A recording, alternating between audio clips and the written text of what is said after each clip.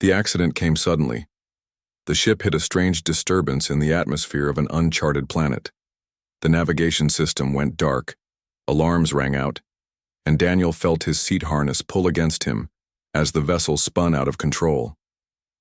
Sparks flew, metal screeched, and every second felt like an eternity as the crew tried to regain balance.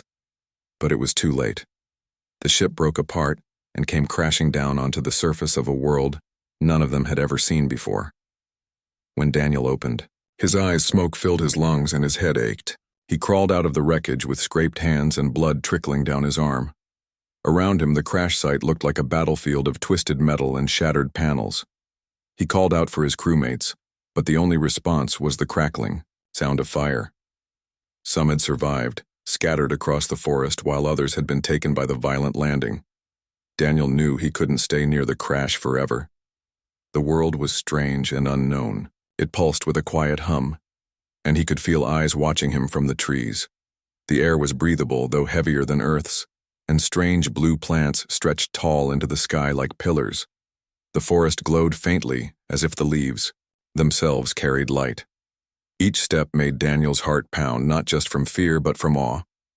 He had dreamed of finding another world, and now he was walking in it, though not in the way he had imagined.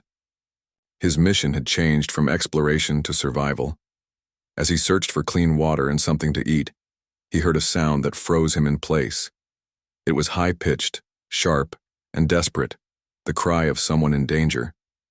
At first, Daniel thought it might be one of his crewmates, but as he moved closer, he realized the voice was different. It was younger, almost like a child's, and filled with fear.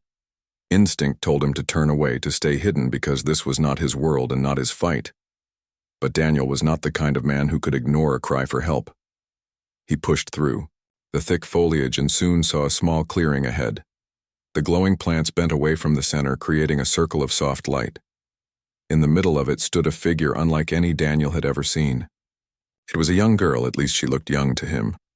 But her skin shimmered faintly like silver under the light, and her eyes were larger than any human's, glowing with a pale violet hue. She wore delicate clothing that looked like it was woven from threads of crystal, and her small frame trembled as she backed away from the danger in front of her. 3 monstrous creatures circled her. They were tall, hunched beings with rough hides that looked like stone, sharp claws scraping the ground as they advanced. Their breath came out in low, animalistic growls.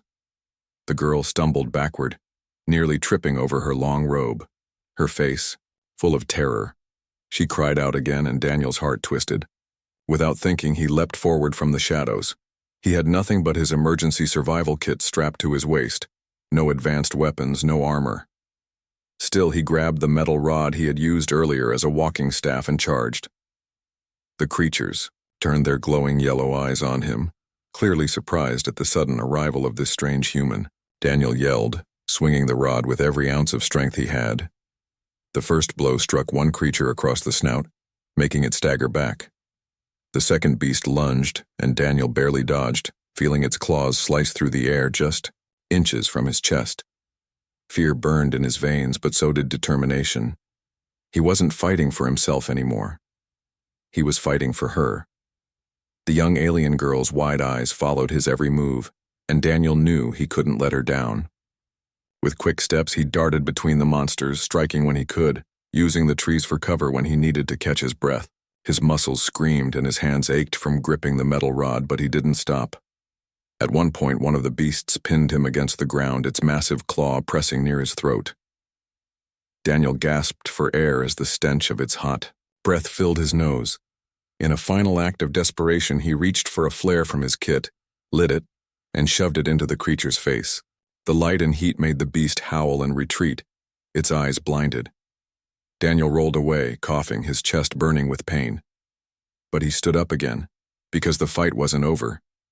Finally, after what felt like hours but was only minutes, the monsters gave up. Perhaps they had not expected resistance, or perhaps they realized this human was willing to die before giving up. With low growls, they retreated into the forest shadows, leaving Daniel and the girl behind. Silence filled the clearing once more, broken only by Daniel's heavy breathing. He turned slowly, meeting the alien girl's eyes. She stared at him with disbelief and something else. Wonder. For a moment neither spoke. Then, in a voice soft and musical, she whispered something he couldn't understand. It didn't matter. He could feel the gratitude in her tone, the relief in her trembling shoulders.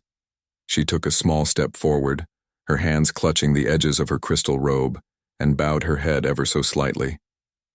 Daniel realized she was thanking him in her own way. Exhausted, he lowered his rod and sank to his knees.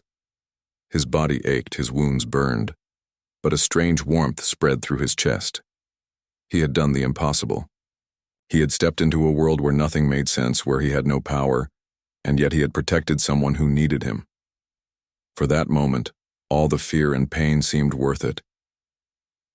Little did he know that this single act of courage would change everything. The girl he had saved was no ordinary child of this world.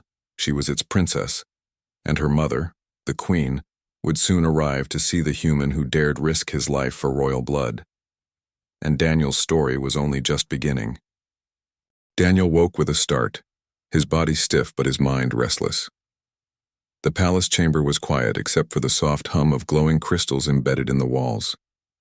For a moment he almost forgot where he was. Then the weight of memory returned. The crash, the monsters, the princess, and the queen's sharp violet eyes. He sat up slowly, rubbing his face, trying to clear his thoughts. The door slid open, and 2 guards entered. They gestured for him to follow. Daniel hesitated but rose to his feet. The princess was already waiting outside, her small frame radiant in the morning light that streamed through the palace windows. When she saw him, she smiled warmly and reached out to take his hand. Daniel allowed it, though he felt the eyes of the guards burn into his back. They led him through long corridors lined with silver and crystal, each wall carved with flowing patterns that told stories he couldn't understand. The palace seemed alive, humming faintly like it was breathing. Daniel tried not to stare too much, but every detail amazed him. At last they entered a vast chamber. The queen was there, standing tall near a balcony that overlooked the sprawling city below. From here, Daniel could see towers rising high into the sky, airships gliding between them, and citizens moving like streams of light along glowing roads. The queen turned slowly, her silver hair catching the sunlight like strands of fire. She stepped forward and spoke, her tone calm but firm. Daniel couldn't understand her words, but the way she looked at him made his chest tighten. She pointed at the princess, then at him, and then rested her hand against her own chest. The meaning was clear enough. She was binding him to them, declaring that his fate was no longer his own. Daniel's throat went dry. He shook his head slightly, raising his hands in protest. Wait. I don't belong here. I'm human. My crew. My mission. I have to find them. His voice cracked. With desperation, he pointed toward the sky, trying to make her understand. Earth. Home. The queen's eyes narrowed slightly. She stepped closer, her gaze sharp, her presence overwhelming. She raised her hand and rested it firmly on his shoulder, the same way she had done before in the throne room. Her touch was not cruel, but it was heavy, filled with authority. She spoke again, slower this time, each word deliberate. Daniel could not grasp the language, but he felt the meaning press into him, like an iron seal. The princess squeezed his hand, her eyes pleading. She looked at him with trust, as if to say, "Please stay, don't leave us." Daniel's chest ached. He thought of his crew, scattered somewhere on this planet, maybe alive, maybe gone. He thought of the long years he had dreamed of exploration, of being the one to step onto unknown soil and make history. And here he was, claimed by a queen, tied to a royal family he didn't understand. Days passed, but the queen's decision never wavered. Daniel was given quarters within the palace, food unlike anything he had tasted before, and clothes woven from soft glowing fabric.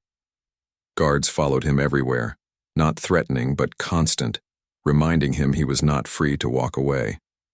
The Mao princess spent most of her time with him, teaching him small words from her language, laughing when he stumbled over the strange sounds. Slowly, they began to understand each other.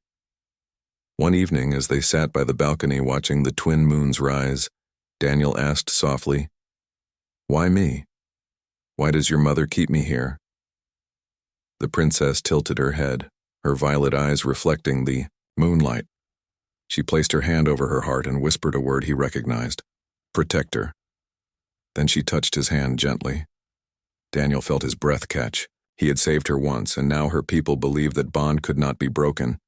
But Daniel's heart was torn. He longed to search for his crew, to find a way back home. Yet every time he looked at the princess, he felt something he could not name. A connection, fragile but strong, and every time the queen's piercing eyes met his, he felt the unspoken weight of her claim pressing down on him. One night, he tried to leave. He slipped past the guards, using shadows to cover his escape, moving through the glowing streets of the city. But before he reached the outer gates, the queen herself was waiting.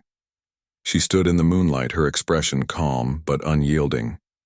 She spoke only a few words, her voice quiet, yet carrying like thunder. Daniel froze, his body refusing to move.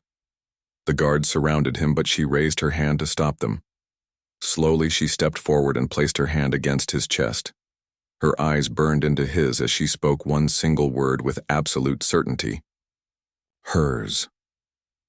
Daniel's heart pounded. In that moment, he understood. She was not going to release him. He was no longer an outsider in her eyes. He belonged here now, claimed by the queen, tied to the princess, bound to a fate he never asked for. The grand hall was so quiet that Daniel could hear his own heartbeat echoing in his ears. He stood at the base of the crystal staircase, his hands clenched by his sides, his survival rod still strapped to his belt but feeling more useless than ever. Around him, the armored guards remained in perfect formation, their glowing weapons lowered but ready if the queen gave a single command. All eyes in the room rested on him, the strange human who had appeared from nowhere, carrying their princess back from danger. The queen did not move at first. She sat tall and unshaken on her shining throne, her presence so commanding that Daniel almost forgot how tired and wounded he was. Her long, silver hair shimmered as though woven with starlight, and her robe flowed like liquid crystal over the throne's edge. Her eyes, those sharp violet eyes, studied him in silence, weighing every detail about him. The scratches on his arms, the torn clothing from the crash, the exhaustion in his stance. Daniel wanted to look away, but something in her gaze held him frozen. It was not simple curiosity. It was power.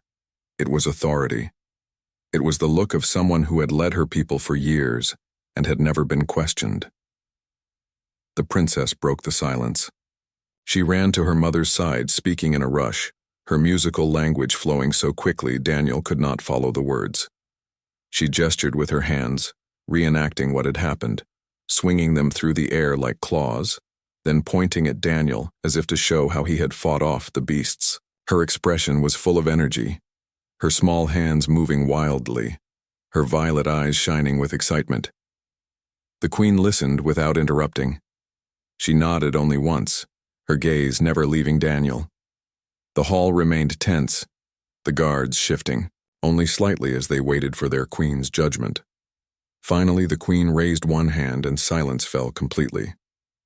The princess stopped speaking and lowered her head, waiting. The queen then rose from her throne. Her steps were slow but deliberate as she descended the crystal staircase. Each tap of her foot echoed like a drumbeat in Daniel's chest. She was taller than he had expected, her posture straight and regal, her expression unreadable. When she reached the floor, she stopped only a few feet from him. For a long moment, nothing happened. Daniel tried to steady his breathing, his mind racing. He had no way to explain himself. He didn't know if she saw him as a hero for saving her daughter, or as a trespasser who had touched royal blood without permission. Then the queen spoke. Her voice was calm, yet carried a weight that filled the hall. The words were foreign, but their power was clear. She was questioning him, demanding an answer. Daniel swallowed hard. "I don't understand your words," he said softly, his voice hoarse. He raised his hands slightly, palms open, trying to show he meant no harm. I only helped her. He gestured toward the princess, his movements simple but sincere. The queen tilted her head, her eyes narrowing slightly. She studied him as if testing whether his emotions were genuine. The princess quickly stepped between them, speaking again in hurried tones, her small hands grasping her mother's arm as if to plead for mercy. Her voice carried urgency, and though Daniel could not understand, he could tell she was defending him. The queen listened, her gaze never leaving Daniel. After a long silence, she reached out and touched her daughter's head gently, as though to calm her. Then she turned back to Daniel and took another step closer. Daniel felt the urge to step back, but his pride held him in place. He had already fought for this girl. He could not now show weakness before her mother, no matter how powerful she seemed. The queen slowly raised her hand and placed it on Daniel's shoulder. The gesture startled him, but it was not aggressive. Her touch was firm, heavy with authority, but there was also something else, acknowledgement.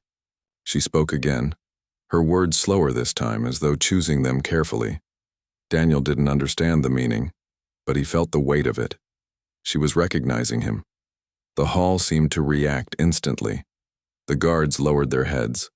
Murmurs spread through the gathered attendants, and the princess smiled with visible relief. Whatever the queen had declared, it was clear that Daniel was no longer considered a simple outsider. Daniel let out a shaky breath. He didn't know what had just happened, but he knew one thing. His life had changed in that single moment. The queen gestured to the guards, who quickly stepped forward and guided Daniel toward the side of the hall. He wasn't treated as a prisoner, but neither was he free to walk away. The princess followed close behind, her eyes never leaving him, as if she was afraid he might disappear. They were led to a chamber within the palace. The room was vast yet peaceful, its walls glowing faintly with embedded crystals. A soft bed, far grander than anything Daniel had ever slept on, stood in the center. The guards signaled for him to rest there.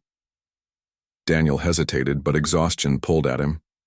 He sank onto the edge of the bed, still unsure if this was a gift of kindness or a gilded cage. The princess sat near him, her small hands folded neatly, her eyes full of curiosity. She pointed at his wounds and then at a crystal basin in the corner of the room. Daniel followed her direction, dipping his hands into the cool water. It tingled against his skin, and slowly, the pain faded. When he looked back, the princess smiled warmly. Hours passed, though Daniel could not tell if it was truly night or day in this strange world. He drifted in and out of uneasy sleep, haunted by memories of the crash, the fight, and the queen's piercing gaze. Every time he woke, the princess was nearby, sometimes humming softly, sometimes tracing patterns in the air with her glowing fingers as though practicing something. Eventually, the door opened. The queen entered, her presence filling the room once again. The princess stood immediately, bowing her head. Daniel rose to his feet as well, though awkwardly. The queen spoke, her words slower now, her tone deliberate. She pointed at him, then at the princess, then placed her hand on her own chest. Daniel felt his stomach tighten. Though he didn't understand the language, he understood the meaning. She was claiming him, not just as a guest, not just as a protector. She was binding him to her family. Daniel's heart raced. Part of him wanted to protest, to shout that he had a mission, a crew, a life beyond this world. But when he looked at the princess's trusting eyes, and then at the queen's unshakable stance, he realized he might not have a choice. The queen studied his face carefully, as though testing his resolve.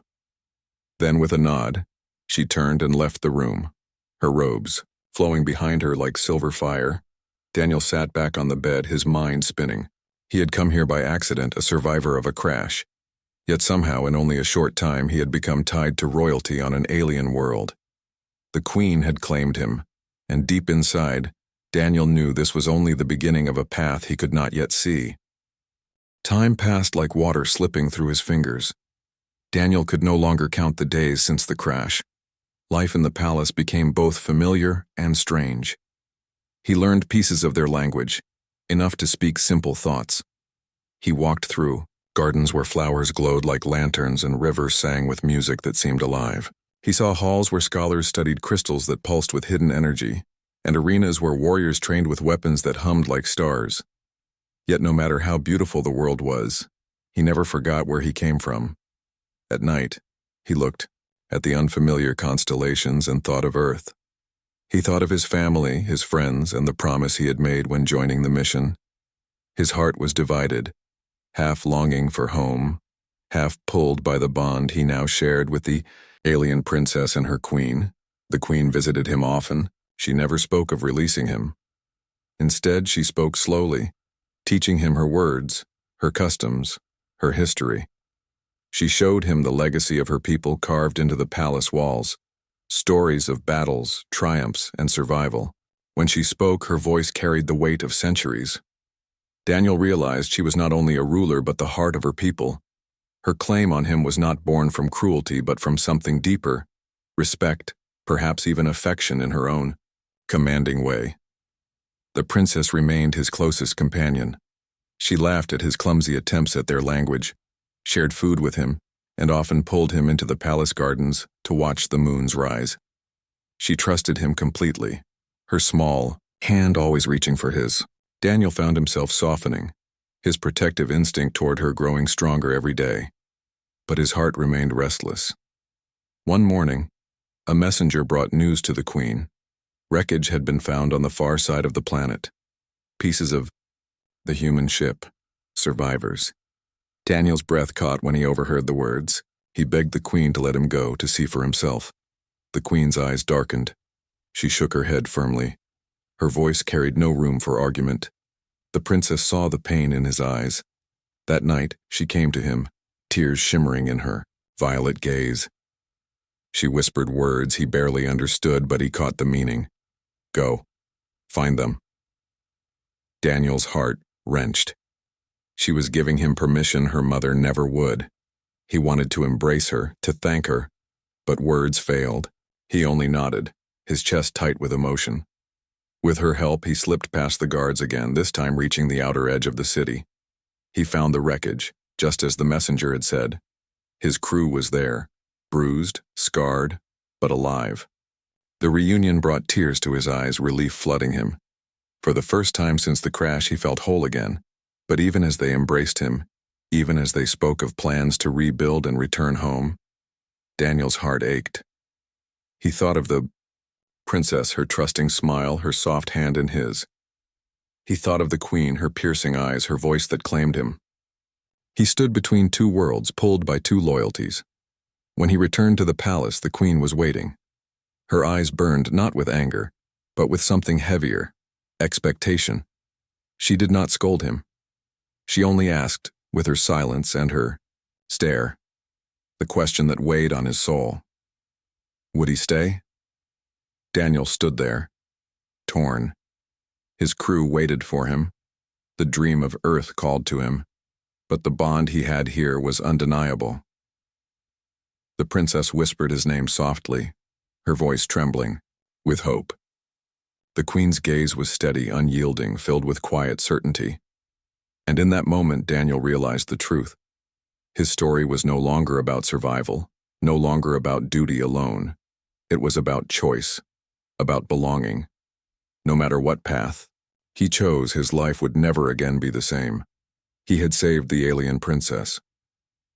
And now, the queen claimed him, not just as hers, but as part of a destiny larger than he had ever imagined. Daniel's arms felt heavy, his body still trembling from the fight. His breaths came out in short gasps, and sweat clung to his forehead. Every muscle screamed in protest, but he refused to collapse in front of the girl. He tightened his grip on the metal rod and forced himself to stay upright. The alien princess, though small and delicate in appearance, had an air about her that Daniel couldn't quite explain.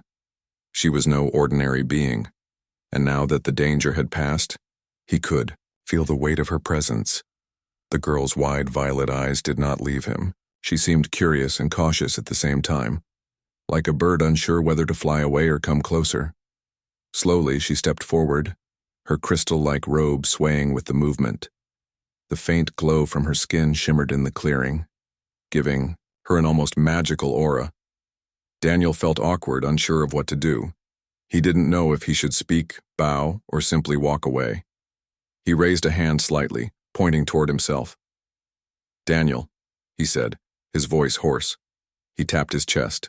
Again, "Daniel." The girl tilted her head as if trying to understand. Then she pointed at herself and spoke a name that Daniel could not pronounce.